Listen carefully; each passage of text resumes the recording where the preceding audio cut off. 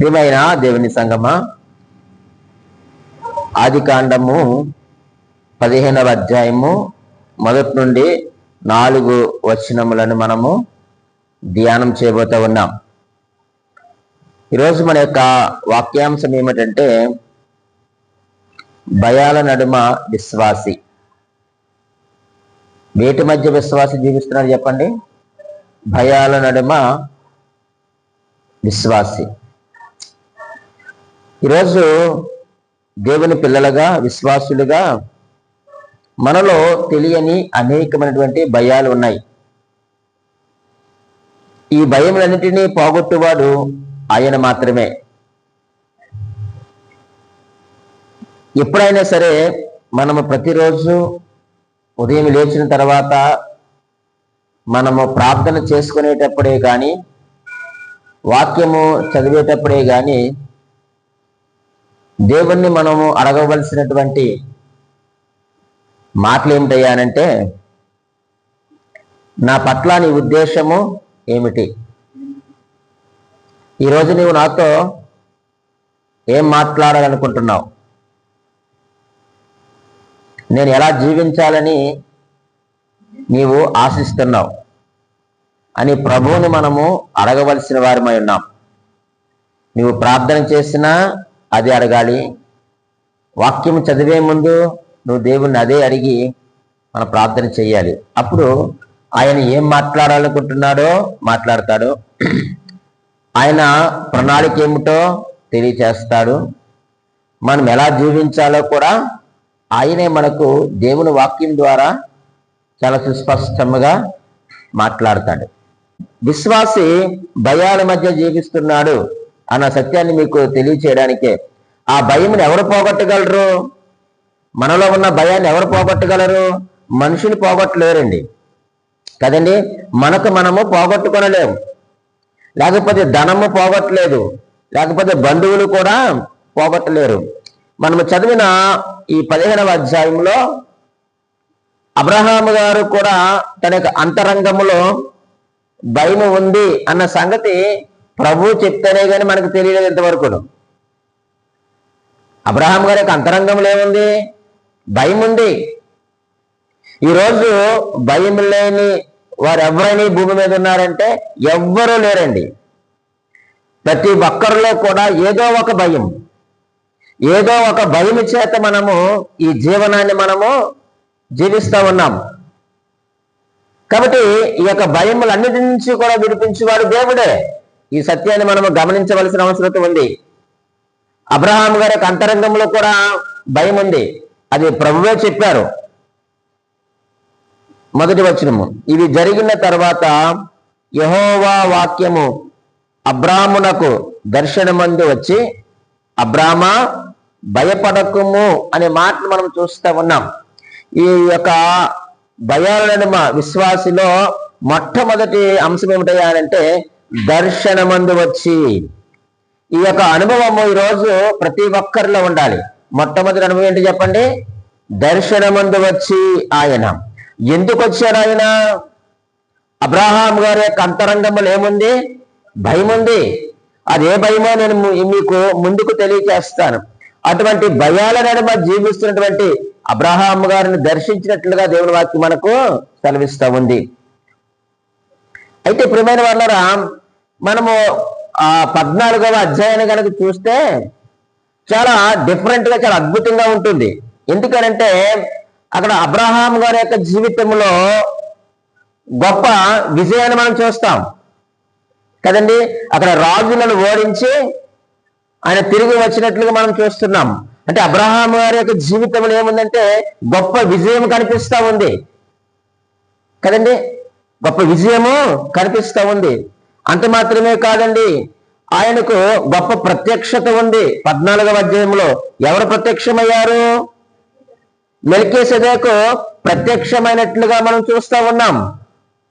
గొప్ప విజయాన్ని పొందినటువంటి అబ్రహాము, దైవ ప్రత్యక్ష పొందినటువంటి అబ్రహాము గారు, అలాగే ఆ 14వ అధ్యాయంలో కూడా ఆయనకు మంచి సాక్ష్యం ఉంది. ఏమిటి ఆ మంచి సాక్ష్యం అంటే, చూడండి, ఒక మాట మీకు జ్ఞాపకం చేస్తాను. 22వ వచనాన్ని నేను చదువుతున్నాను. అబ్రాము నేనే అబ్రాహామును ధనవంతునిగా చేసేదనని నీవు చెప్పకుండానట్లు ఒక నూలు పోగైనను చెప్పుల వారైనను నీ వాటిలో ఏదైనాను తీసుకొనని ఏం చేయట ప్రమాణం చేశాడు.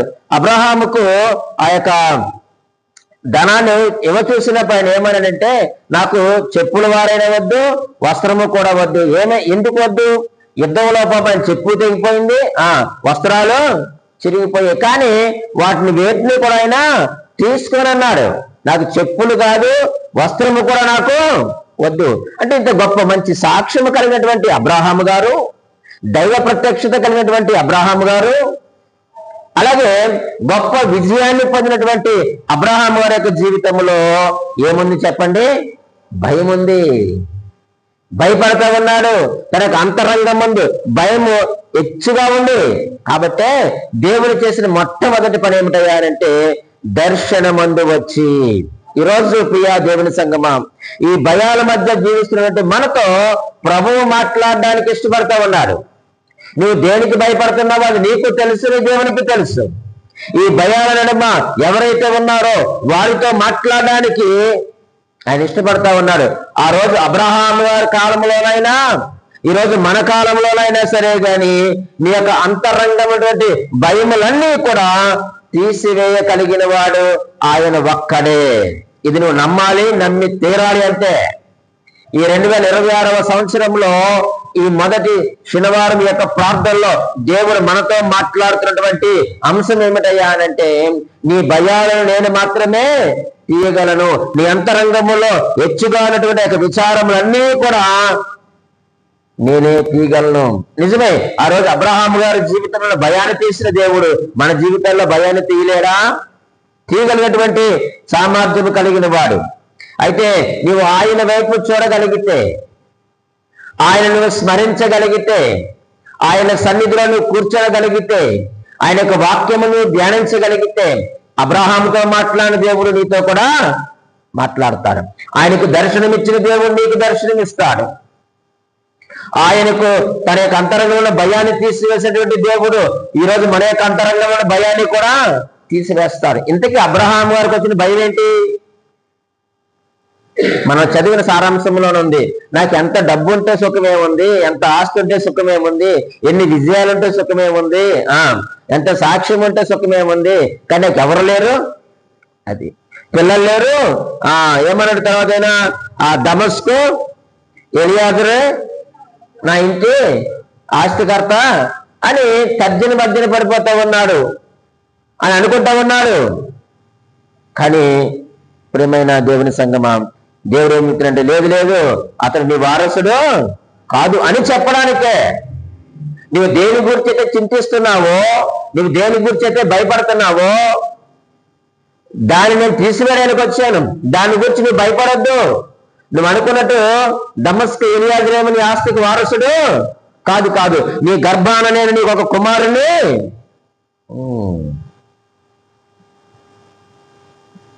ఆయన ప్రత్యక్షమైనట్లు మనం చూస్తూ ఉన్నాం. అబ్రహాం గారు దేని గురించి ఎప్పటి గురించి ఆలోచిస్తున్నారు? రేపటి గురించి ఆలోచిస్తున్నారు అంతే. ఆయన రేపటి గురించి ఆలోచిస్తున్నాడు. ఏంటంటే నా సంతానం లేదు కదా అని చాలా బాధపడుతూ ఉన్నాడు. నాకు వారసులు లేరు, పిల్లలు లేరు అని బాధపడుతూ ఉన్నాడు. కానీ ప్రియమైన దేవుని సంగమా, మన దేవుడికి ఉన్నటువంటి గొప్పతనం ఏంటయ్యానంటే ఆయనకు ఆది అంతము కూడా తెలుసు. ఆయనకు ఆ యొక్క దర్శనమిచ్చి ఆయన ఏం చేశాడంటే ధైర్యపరిచాడు, బలపరిచాడు. ఆ దర్శనంలో ఆయనకు వాగ్దానం ఇచ్చాడు, భయపడొద్దని. నేను నీకు కుమారుని ఇస్తాను. ఏం చేస్తానండి? కుమారుని ఇస్తాను అన్నాడు.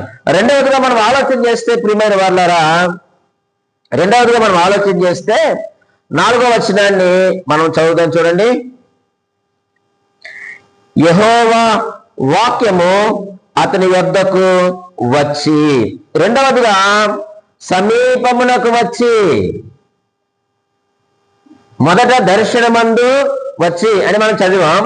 రెండవదిగా దేవుడు ఎలాగొచ్చాడు అబ్రహాము గారి దగ్గరికి? సమీపముగా వచ్చి. సమీపముగా వచ్చి అంటే నీ ప్రక్కన నిలిచి, మనం ఆరాధిస్తున్నటువంటి దేవుడు ఎటువంటి వాడు అయ్యాడంటే ఆయన సమీపముగా వచ్చి నీ ప్రక్కన నిలిచి నీతో మాట్లాడే దేవుడు. ఇంకొక గొప్ప సంగతి చెప్పమంటారా? నీవు ఏ స్థలములో ఉన్నావో ఆ స్థలములోకి వచ్చి మాట్లాడే దేవుడు. అది మన దేవుడికి ఉన్న గొప్పతనం. ఆయన ఎక్కడో ఉండి నిన్ను రమ్మనే దేవుడు కాదు. ఎక్కడో 7 కొండల పైన ఉండి నువ్వు పొర్లు దండాలు పెట్టుకొని వస్తావో, మోకాళ్ళ మీద మెట్లు ఎక్కొస్తావో, లేకపోతే బస్సు ఎక్కొస్తావో, లేకపోతే కారు ఎక్కొస్తావో, ఎలాగొస్తావో నీ ఇష్టం. నేను ఎక్కడ 7 కొండల పైన ఉంటాను అని అన్న దేవుడు కాదు మన దేవుడు. నేను ఎక్కడ 7 సముద్రాల అవతల ఉంటాను, నీవు ఈత కొట్టుకుంటా వస్తావో, షిప్ ఎక్కొస్తావో, లేకపోతే ఎందులో వస్తావో నాకు అనవసరం, నువ్వు రా అని చెప్పే దేవుడు కాదు మన దేవుడు. అంటున్నాడు, నీవున్న స్థలములోనే నీ దగ్గరికి వచ్చి నీతో మాట్లాడే దేవుడు. దేవుడికి మహిమ కలుగును గాక. ఒకవేళ ఎక్కడో పైన 7 కొండల పైన ఉన్న వాడి దగ్గరికి వెళ్ళా ఆ నీతో మాట్లాడు, నిన్ను చూడలేడు, నువ్వెందుకు వచ్చావు కూడా వాడికి వెళ్ళు. కానీ నా దేవుడు సజీవుడు. నా దేవుడు ఎవరు చెప్పండి? సజీవుడు. ఆయన నిన్న నేడు నిరంతరము ఏకరీతిగా ఉన్న దేవుడు. నీ భయాలను తీసివేసేటువంటి నా దేవుడు ఆయన. ఖచ్చితంగా తీస్తాడు. ఎప్పుడో తెలుసా? నీవు ఆయన వైపు నువ్వు చూడగలిగితే. ఈరోజు మనకు ఆయన వైపు చూడడం మనకు రావాలి అని అంటే మనము రహస్యమందు మనం ఏం చేయాలి చెప్పండి? ప్రార్థన చెయ్యాలి. నీ తలుపు చేసుకొని ప్రార్థన చేయ రహస్యమందునని దేవునికి. ఆయన తట్టు నువ్వు చూడు. నీ భయాలు చూసి చింతించొద్దు, నువ్వు భయపడపోవద్దు, నువ్వు అక్కడ ఆగిపోవద్దు, నువ్వు ముందుకు నడు. ఖచ్చితంగా నీ దేవుడు నీకేం చేస్తాడు అంటే నీకు సహాయం చేసేటువంటి సమర్థుడు నా దేవుడు. ప్రియమైన దేవుని సంగమా, అబ్రహాం గారు దగ్గరకు వచ్చి, మన దేవుడు దర్శనమంది మాట్లాడేవాడే కాదు, నీకు సమీపముగా వచ్చి నీతో మాట్లాడేటువంటి దేవుడు, నిన్ను ప్రోత్సహించేటువంటి దేవుడు, నిన్ను బలపరిచేటువంటి దేవుడు ఆయన. మరి ఇంత గొప్ప దేవుణ్ణి మనము కలిగి ఉండి కూడా ఎందుకు ఇంకా భయాలను మనము జీవిస్తున్నాం? ఎందుకు మనం ఇంకా భయపడతా ఉన్నాం? మనము అంటే మనకు దేవుని వైపు చూడడం రాలేదా? ఇంత విజయాన్ని పొందుకున్నటువంటి అబ్రహాము, ఇంత గొప్ప సాక్ష్యమైనటువంటి అబ్రహాము గారు, ఇంత గొప్ప ప్రత్యక్షమైనటువంటి అబ్రహాము గారు తన అంతరంగంలో ఉన్నటువంటి ఆ యొక్క భయమును బట్టి ఆయన కృంగిపోతూ ఉన్నాడు. అయితే మన దేవుడు సమస్తమును ఎరిగిన వాడు గనుక ఆయన నేత్రములు అందరినీ చూస్తున్నాయి. కాబట్టి అబ్రహాము గారిని కూడా చూడడానికి ఆయన వచ్చి ఆయనకి ప్రత్యక్షతనిచ్చి ఆయనతో మాట్లాడాడు. ఆయన ఎలా మాట్లాడాడంటే ఆయన ప్రక్కన నిలిచి మాట్లాడినట్లుగా మనము 4వ వచనములో మనం చూస్తూ ఉన్నాం. ఈరోజు ఆయన నీ ప్రక్కన నిలవబడ్డానికి ఇష్టపడతా ఉన్నాడు. నీ ఉన్న చోటికి రావడానికి ఆయన ఇష్టపడుతున్నాడు. ఈ 2026వ సంవత్సరంలోనైనా ఆయనకు నువ్వు చోటిస్తావా? నీ హృదయంలో చోటిస్తావా? నీ కుటుంబంలో చోటిస్తావా? నీ యొక్క సంఘములో ఆయనకు చోటు ఇవ్వగలుగుతున్నావా? ఆయన మాట్లాడే దేవుడు ఆయన మాట అగ్ని వంటిది. నీ భయాలన్నిటినీ కూడా కాల్చివేసేటువంటిది ఆయన యొక్క మాట. నీ చింతలన్నీ కూడా కాల్చివేసేటువంటి మాట ఆయన మాట. నీ విచారమన్నీ కూడా కొట్టివేసేది ఆయన యొక్క మాట. నీకు ఎక్కడైనా ఉండు, నువ్వు ఆయన వైపు చూడు. ఖచ్చితంగా ఆయన నీ ప్రక్కకు వచ్చి నీ వద్ద నిలిచి నీతో మాట్లాడడానికి ఆయన ఇష్టపడుతూ ఉన్నాడు. ఈ సంవత్సరం ఆయనకి మనం చోటిద్దాం. ఇంతవరకు ఆయనకు చోటివ్వక, ఆయన వైపు చూడక దేవుని యొక్క ఆ యొక్క దర్శనాన్ని మనం పొందుకోలేకపోయాము. అలాగే ఆయన మన యొద్దకు వచ్చి నిలిచేటువంటి అవకాశాన్ని కూడా ఆయనకు మనము ఇవ్వలేకపోయాం.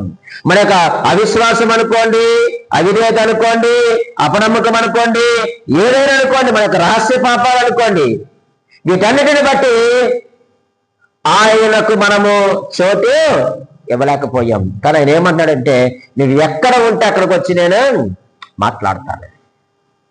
మాట్లాడే దేవుడు.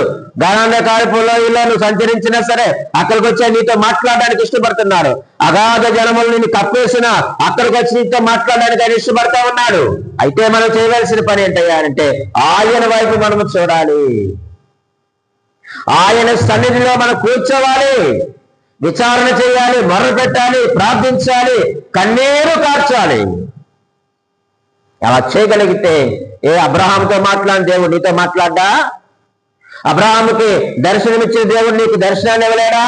ఆయనకు విజయాన్ని ఇచ్చిన దేవుడు నీకు విజయాన్ని ఇవ్వలేడా? ఆయనకు మంచి సాక్ష్యాన్ని ఇచ్చిన దేవుడు నీకు సాక్ష్యాన్ని ఇవ్వలేడా? ఇస్తారు. ప్రియమైన వాళ్ళారా, నా స్నేహితుడు అబ్రహామును పిలుచుకున్నాడు, ఈరోజు మళ్ళీ ఎందుకంటే లేదు దేవుడు? అతిశయం కాదు, కానీ నేను మీకు ఒక మాట చెప్పాలని ఇష్టపడతా ఉన్నాను. గత కొంతకాలంగా నేను ఒక ప్రార్థన చేస్తున్నాను. వీలైతే మీరు ప్రార్థన చేయండి. ప్రభువా, అబ్రహాముని స్నేహితుడిని పిలిచావు, మనల్ని స్నేహితుడిని పిలుస్తున్నావా? హానోకు చెప్పండి, నాతో నడిచాడు అన్నావు కదా, మరి నేను నీతో నడవగలుగుతున్నానా? మోసే గురించేమో నా ఇల్లంతట్లో నమ్మకమైన వాడు అన్నావు కదా, నువ్వు నాకు అప్పగించిన పనిలో నేను నమ్మకంగా ఉన్నానా? ఇదే ప్రార్థన చేస్తున్నాను నేను. నోవాహునేమన్నావు? నా కృప పొందినవాడు అన్నావు. దావీదునేమన్నావు? నా హృదయానుసారుడు అన్నావు.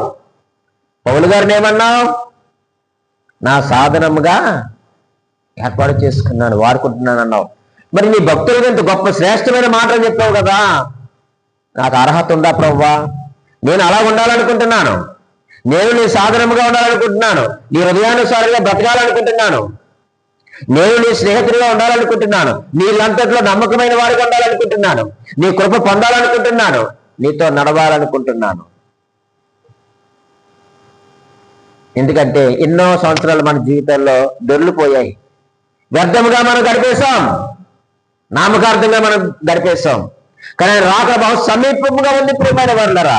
కాబట్టి ఇటువంటి ప్రార్థనలు చేయవలసిన అవసరం మనకు ఉంది. ప్రార్థన చేయాలి. మనము కూడా ఆయన భక్తుల వలె శ్రేష్టమైన వారిగా మనం ఈ లోకంలో ఉండాలని ఆయన చిత్తం. ప్రియ దేవుని సంగమా, కాబట్టి భయాల నడుమ ఉన్నటువంటి అబ్రహాముతో దేవుడు ఏం చేస్తాడంటే మాట్లాడుతూ ఉన్నాడు. ఎలా మాట్లాడాడు? మొదట దర్శనమందు వచ్చి మాట్లాడాడు. రెండవదిగా ప్రియమైన వాళ్ళరా సమీపములకు వచ్చి మాట్లాడాడు. మూడవదిగా ఆయన ఎలా మాట్లాడాడో ఆదికాండము 15వ అధ్యాయము 5వ వచనములో ఈ మాట రాయబడి ఉంది. మనం మొదటి నుంచి 4 వచనాలు ధ్యానం చేస్తా ఉన్నామండి. ఆదికాండం 15వ అధ్యాయము 5వ వచనములో ఆయన ఎలా మాట్లాడాడో చూడండి ప్రియమైన వాళ్ళరా. మరియు ఆయన వెలుపలకి అతనిని తీసుకొని వచ్చి, నీవు ఆకాశము వైపు తేరి చూచి నక్షత్రములను లెక్కించుటకు నీ చేతనైతే లెక్కించుమని చెప్పి నీ సంతానము అలాగవునని చెప్పెను. మూడవదిగా వెలుపలకు తీసుకొని వచ్చి, ఈ మాట నాకు ఏమి నేర్పిస్తుందంటే ఆయన వెలుపలకు తీసుకొని రావడం అంటే ఆ భయాలలో నుంచి వెలుపలకు తీసుకొని వచ్చాడు దేవుడు. అది తన హృదయంలో హెచ్చుగా ఉన్నటువంటి ఆ యొక్క భయములో నుంచి, విచారములో నుంచి, దుఃఖములో నుంచి, బాధలో నుంచి, కన్నీటిలో నుంచి, వ్యధలో నుంచి దేవుడు ఏం చేశాడయ్యాడంటే వెలుపలకు తీసుకొని వచ్చాడు. దేవునికి మహిమ కలుగును కాక. ఈ రోజు మన దేవుడు ఎటువంటి వాడు అయ్యాడంటే నీకు కలిగిన భయాలు బాధల్లో నుంచి వెలుపలకు తీసుకొని వచ్చి మాట్లాడతాడు. అందులో పెట్టి మాట్లాడే దేవుడు కాదు నిన్ను. ఆ బాధల్లో, శ్రమల్లో, అవమానాల్లో, ఇబ్బందుల్లో ఉంచి నీతో మాట్లాడే దేవుడు కాదు నా దేవుడు. నిన్ను వెలుపలకు రప్పించి నీతో మాట్లాడతాడు. అప్పుడే మనం శ్రద్ధగా వినగలుగుతాం మనం. కానీ ఇక్కడ దేవుడు ఏమన్నా అతన్ని వెలుపలకు తీసుకొని వచ్చాడు. వెలుపలకు తీసుకొని వచ్చి అతను అంటున్నాడు ప్రియమైన వాళ్ళరా, నీ సంతానము ఆకాశ నక్షత్రములుగా నేను చేస్తాను. నీ సంతానం ఎలా చేస్తాను? నేను ఆకాశ నక్షత్రముల వల్ల నేను చేస్తాను. వీలైతే నువ్వు లెక్క పెట్టగలిగితే నువ్వు లెక్క పెట్టుకో. నువ్వు లెక్క పెట్టగలిగితే నువ్వు లెక్క పెట్టుకో. అప్పుడు అబ్రహాం గారు ఒక మాట అని ఉంటారు, అవును ప్రభువా. ఎందుకంటే 14వ అధ్యాయంలో జరిగిన సంఘటన చూద్దాం చూడండి. ఆయన ఎందుకు ఆ మాట అనడం నాకు అనిపించిందంటే,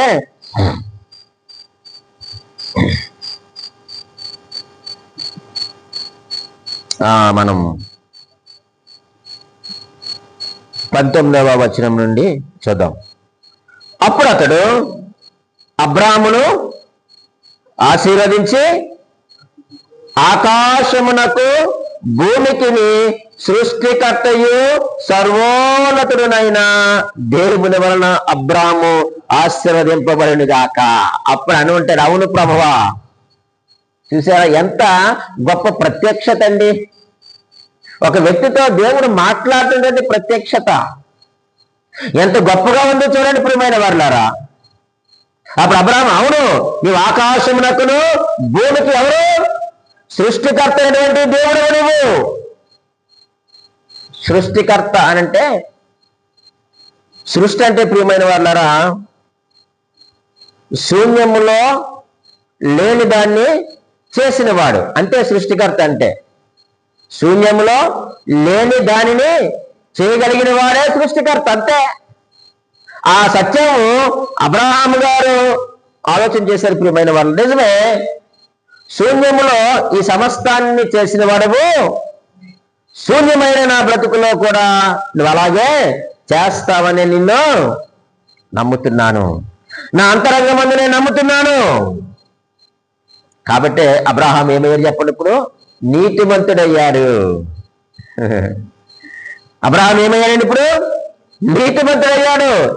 నీవు సర్వము శూన్యములు సమస్తములు చేసిన వాడివి, శూన్యమైన బ్రతుకులో కూడా అలాగనే చేస్తావని నిన్ను నమ్ముతున్నాను నా ప్రభువా అన్నాడు.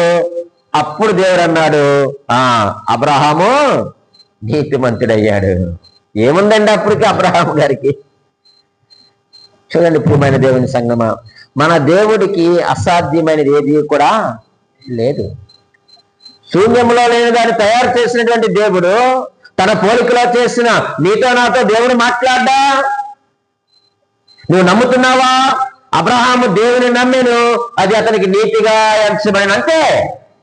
అబ్రహాము దేవుని విశ్వాసం ఉంచాను, అతను నీతిమంతుడిగా తీర్చబడ్డాడంతే.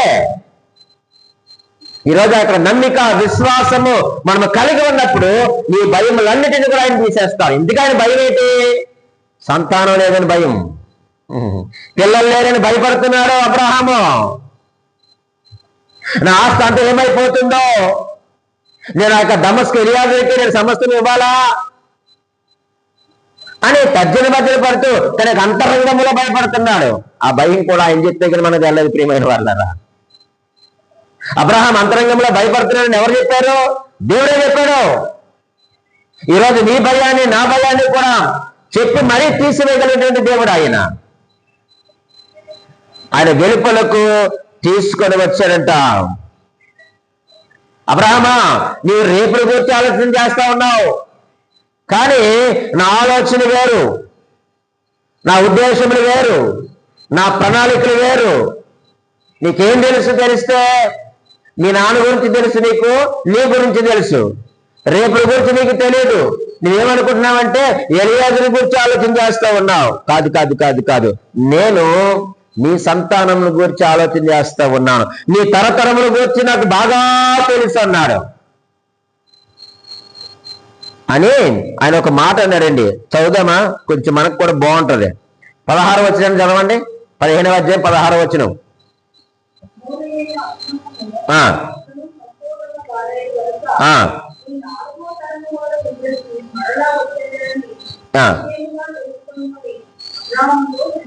చాలండి.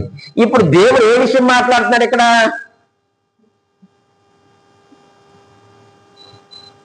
తన ప్రజలు ఎక్కడికి వెళ్తానంటున్నాడు? ఐగుప్తుకి వెళ్తానన్నాడు. 400 సంవత్సరాలు వాళ్ళు ఎక్కడ ఉంటారు? ఐగుప్తులు బానిసలుగా ఉన్నారు కదండి. కానీ అబ్రహాం గారు ఏం ఆలోచన చేస్తారు? రేపటి గురించి ఆలోచన చేస్తున్నాడంతే. కానీ ఆయన అంటున్నాడు 400 సంవత్సరాల గురించి ముందుగానే అబ్రహాం గారితో మాట్లాడు, అయ్యా నీ తరతరాల గురించి నాకు తెలుసు. అక్కడ అమోరీయుల అక్రమం ఇంకా సంపూర్ణం కాలేదు. మన దేవుడికున్న గొప్పతనం ఏంటంటే ప్రియమైన వాళ్ళరా, సంపూర్ణమైందా మన పాపం, ఖచ్చితంగా ఆయన ఏం చేస్తారు చెప్పండి? శిక్షిస్తారు. ఒక మాట ఇంకా గొప్పగా జ్ఞాపకం చేస్తారు. ఆ గిన్నె నిండింది అనుకోండి, ఏం చేస్తారు చెప్పండి? తీసి పారేస్తాడు. అక్కడ ఇంక పొరలే అవకాశము ఉండదు. ఇక్కడ అదే చెప్తా ఉన్నాడు ఆయన. చక్కని మాట. అమోరీయుల అక్రమం ఇంకను పరిపూర్ణం కాలేదు కనుక నీ 4వ తరము వారు ఇక్కడికి మరలా వస్తారని నిశ్చయముగా తెలుసుకోవడమని అబ్రాముతో చెప్పిన. అబ్రామా, నువ్వు రేపటి గురించి ఆలోచించద్దు, నీ తరతరాల గురించి నాకు తెలుసు, నేను ఆలోచన చేస్తా ఉన్నాను. ఎందుకు వారి యొక్క అక్రమాన్ని ఇంకా సంపూర్తి కానిమని ఎందుకు అంటున్నారు దేవుడు? ఆమోసు గ్రంథము 2వ అధ్యాయము 9వ వచనం చదువుకొని చూడండి. ఆమోసు గ్రంథము 2వ అధ్యాయము 9వ వచనంలో ఎలాగూ రాయబడి ఉంది, ప్రియమైన వారులారా. దేవదారు వృక్షమంత ఎత్తైన వారును సింధూర వృక్షమంత బలము గలవారునగు అమోరీయులను వారి ముందర నిలవకుండా నేను నాశనము చేసి తిని కదా,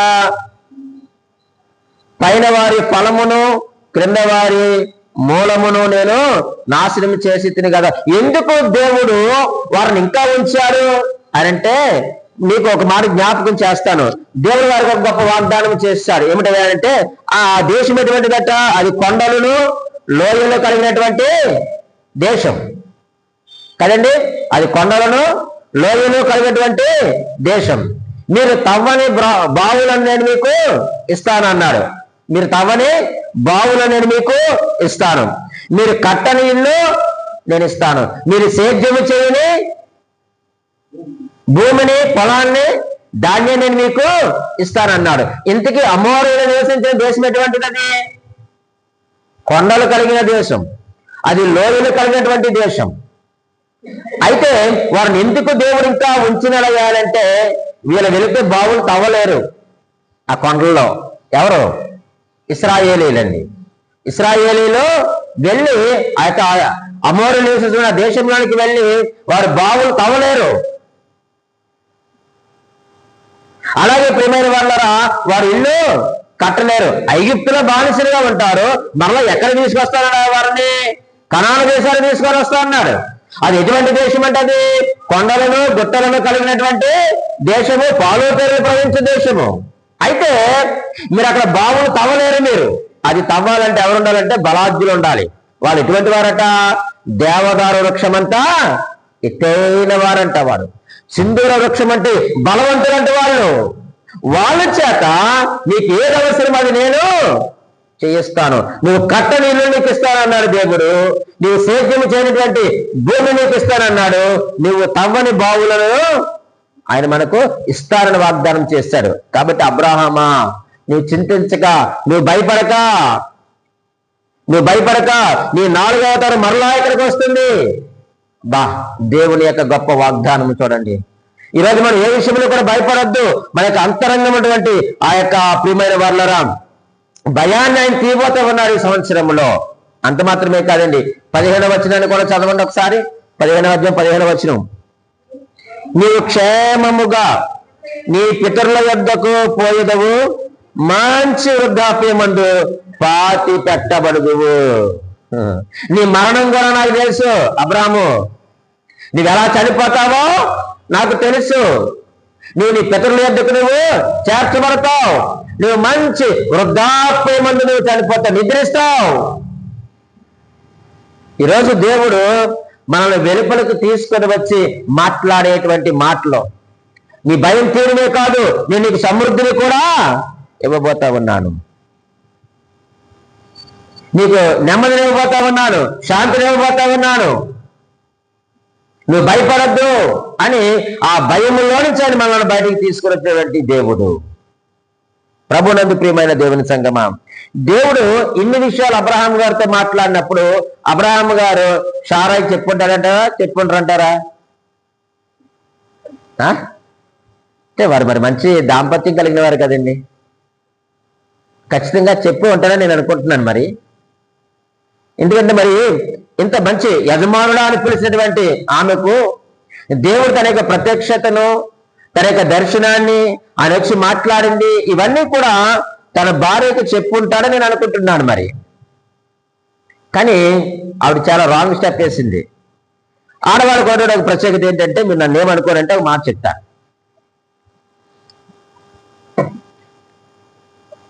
ఏదైనా జరిగితే, ఏదైనా సమస్య వస్తే, ఏదైనా బాధ కలిగితే వారు ఇద్దరిద్దరిని తిడతారు. ఎవరని చెప్పండి? కట్టుకున్నవాడిని పుట్టించినవాడిని, అంతే. శారమ్మ గారు కూడా అదే చేశారు. చూడండి 16వ అధ్యాయం 2వ వచనం చదవండి. కాగా షారాయి, ఇదిగో నేను పిల్లలు లేకుండా. ఎవరు చేసి ఉన్నారట? యెహోవా చేసి ఉన్నాడు. నీవు దయచేసి నా దాసితో పొమ్ము.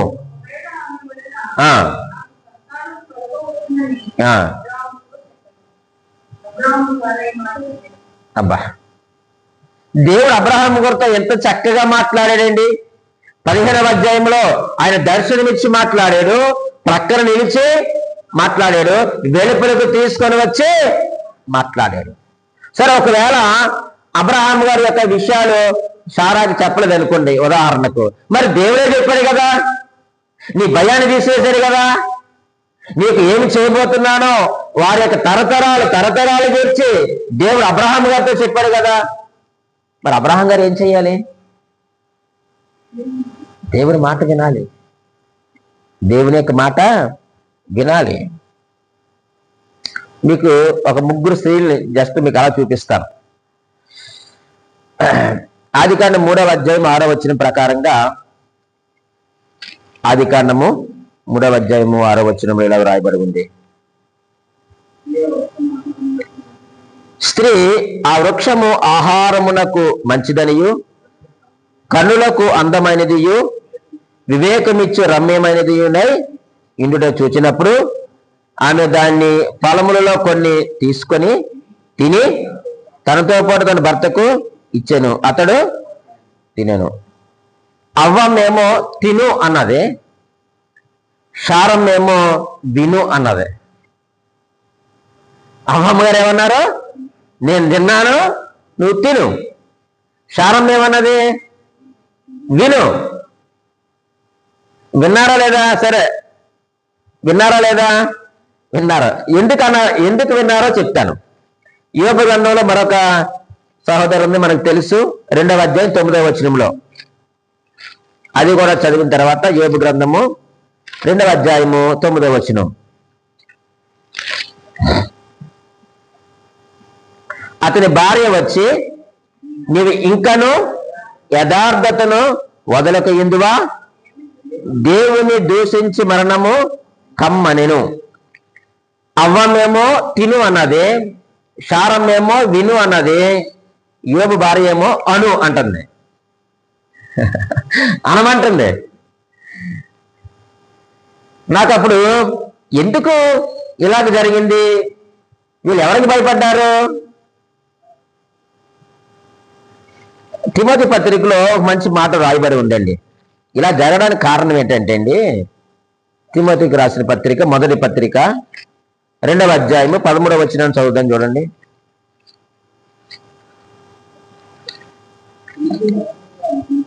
13 మళ్ళీ 12 చదివితే గొడవలు అయిపోతాయి.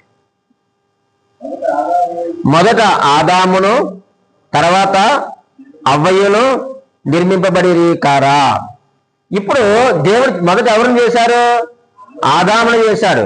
అంటే ఇప్పుడు ఆదాము ఎవరు? అవ్వకి శిరస్సు, అంతే కదండి. స్త్రీకి పురుషుడు, సంగమునకు శిరస్సు క్రీస్తు. ఇప్పుడు ఏమన్నారంటే శిరస్సు స్థానంలోనికి ఏమొచ్చేసిందంటే శరీరం వచ్చేసింది. శిరస్సు ఎవరు? భర్త కదా. స్త్రీకి శిరస్సు ఎవరు? భర్త. ఇప్పుడు శిరస్సు స్థానంలోకి ఎవరు వచ్చేసింది? శరీరం వచ్చేసింది, భార్య వచ్చేసింది. అలాగే శరీర స్థానంలోనికి శిరస్సు వెళ్ళిపోయింది, అంటే భర్త కిందకి వెళ్ళిపోయి భార్య ఎక్కడికి వస్తుంది?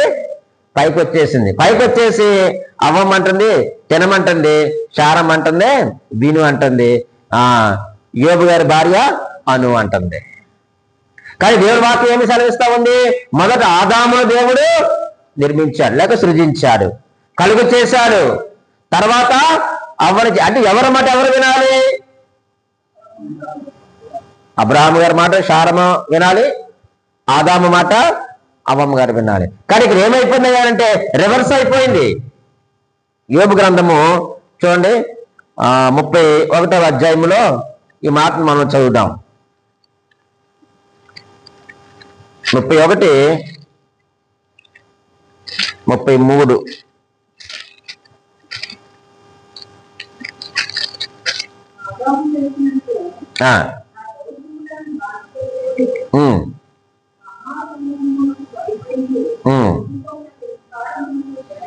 చాలండి. ఎందుకు జడిశారట? కుటుంబముల తిరస్కారమునకు జడిసి. ఈరోజు చాలా మంది కుటుంబాలకు భయపడి చేస్తున్నారు పనులు.